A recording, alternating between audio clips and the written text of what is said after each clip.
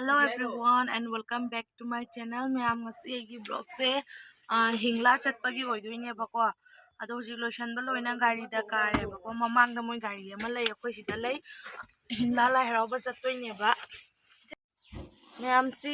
khoi papai gari si gana khoi family chale du adagi si gari se mangang nei ne ba sigana manipur kanggu tha gare bako do direct hingla da chatlani lai harau bagi do अदो यारदी लंबी दा दुम मतेक मतेक यंगहलक्के नत्रगना direct मफमदो यौरगा मु यंगहलागे ma'am अखोय हुजिक कनो जौरेबा जारीपोन चटप लंबी की चा बगान लेबदो दु यौरे यूनिवर्सिटी का लाला लाएबको तो जयपुरदगी नॉन स्टॉप तोंगलपनिना खरा वारे ना दुम पोथा बॉय कई बॉय दुम सिदा ngahak लेपसे हैनने चा बगान दनेबको लेपिसे दो हुजिकती डायरेक्ट दुम थौरनी हिंगलाबो चा बगान लेरे मनिंगदा Hingla यौरगा ओइना यंगहलागे Hello ma'am and good morning ma'am. Ngarang Joypur dagi pung nipan makai da gari tongaga ayuki hingla se pung ani makai ahum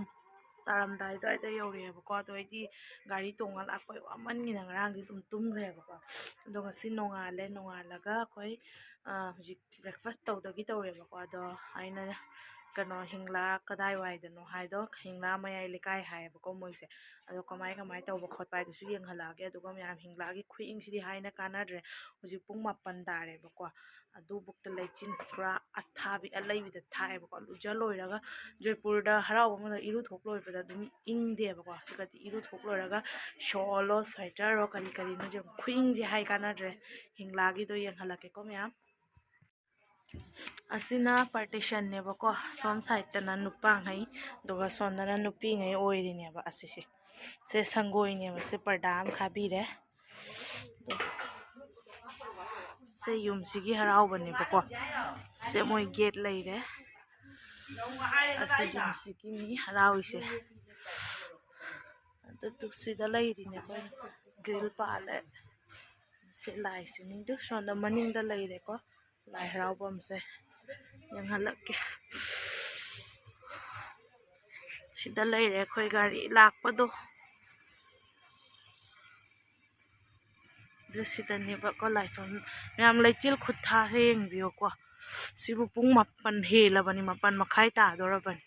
दुबक क्याम साथीना लेचिन थाये खoi दुगदी नुंसा थोमनी सिगदी थोक्ट्री से लेरे लाइफम सि युम सिगिनेबा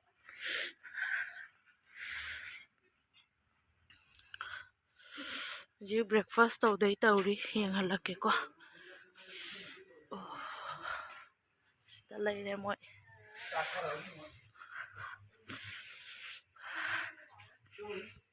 मैम ब्रेकफास्ट तब लोना लाई हराबद चंगदब पोचई सिंगदो सिगा कन्ना सेम सारीबको अखोय पपाना सिगा सेमे सोन साइडना अखोय मैम चंगना सेम सारीबा कन्ना मैम अखोय उजिक नुंधिन की चाक तोकना ngahak पोथारेबको अदो सिदा लेरेबको लाइफमदो अदो दुम ngahak बाजार रोमदा थोउगे आइना थोकलेनियाबा बाजार रोमदा ngatang chatluge आइना लोशलगा थोकले लाइफम मनिंगदा लेरे उजि गाड़ी ngairi हिंगला की बाजार से कमाई तौगे अदो यंगहलागे को मैम बाजार पोचई खरा लेरेबको हाइदी लाई हराबदा चंगदब अखोयगी मेकअप की पोचई तनिदा अदो सिगा दुम कैसुम चागिसेना रेस्टोरेंट नमु चंगईनेबा अदो सिगा कॉफी ऑर्डर तौरे अदई सिगा फ्राइड राइस तौरेबको तुकैदी चाउमीन से ऑर्डर तौगी लाक्ट्री अदो सिदा लेरेको मैम दुम पुलपना यंगहलागे सिगा लेरे चाउमीन फ्राइड राइस तुकैदी कॉफी अदो सि चारागा दुम हल्लनियाबा अखोय मैम अखोय हुजी हलेबको दो लैसाबी सिंगना बेल पार्टी दा बेल कितंग येबिउ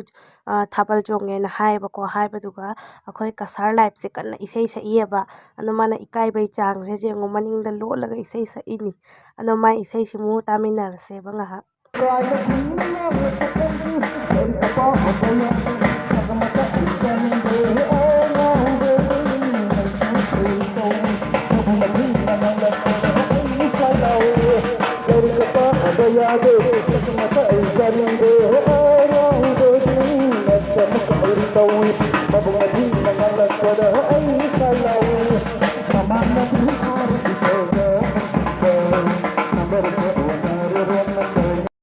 ꯃꯌꯥꯝ ꯁꯤꯁꯤꯅ ꯅꯦꯛꯁ ꯃꯣꯔꯅꯤꯡꯅꯦꯕꯀꯣ ꯂꯥꯏ ꯏꯀꯧꯒꯗꯕ ꯅꯨꯃꯤꯠꯇꯨꯅꯤ ꯑꯗꯣ ꯉꯔꯥꯡ ꯑꯗꯨꯝ ꯊꯥꯕꯜ ꯆꯣꯡꯉ ꯈꯣꯠꯂꯒ ꯆꯥꯛ ꯆꯥꯔꯒ ꯄꯣꯊꯥꯔꯦꯕ ꯑꯗꯣ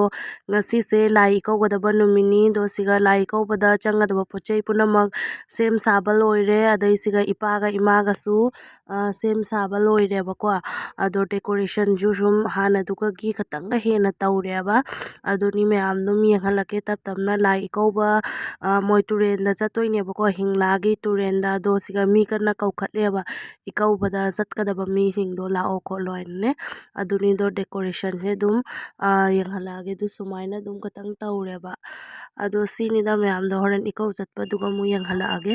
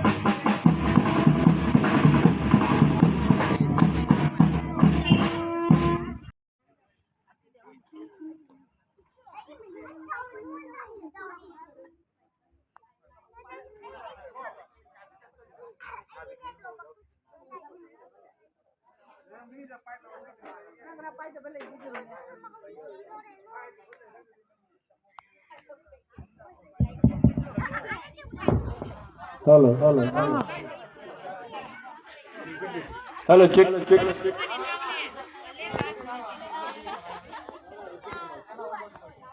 Hello. 1, 2, 3, 4.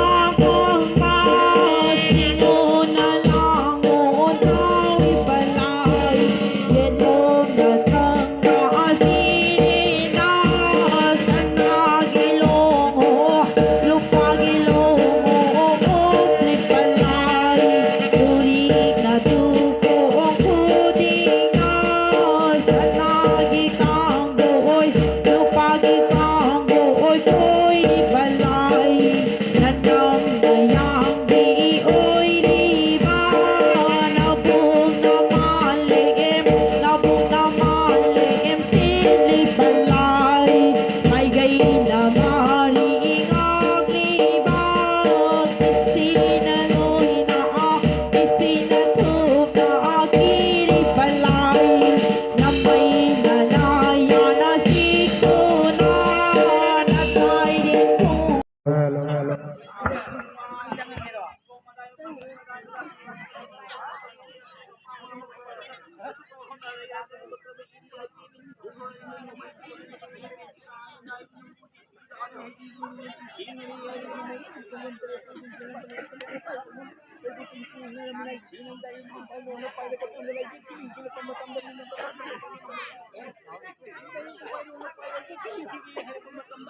Kudu nung talaga pa kang bihaw sa sinatin ko. Pali lang tayo sa ito tayo nga ako kita na tadi.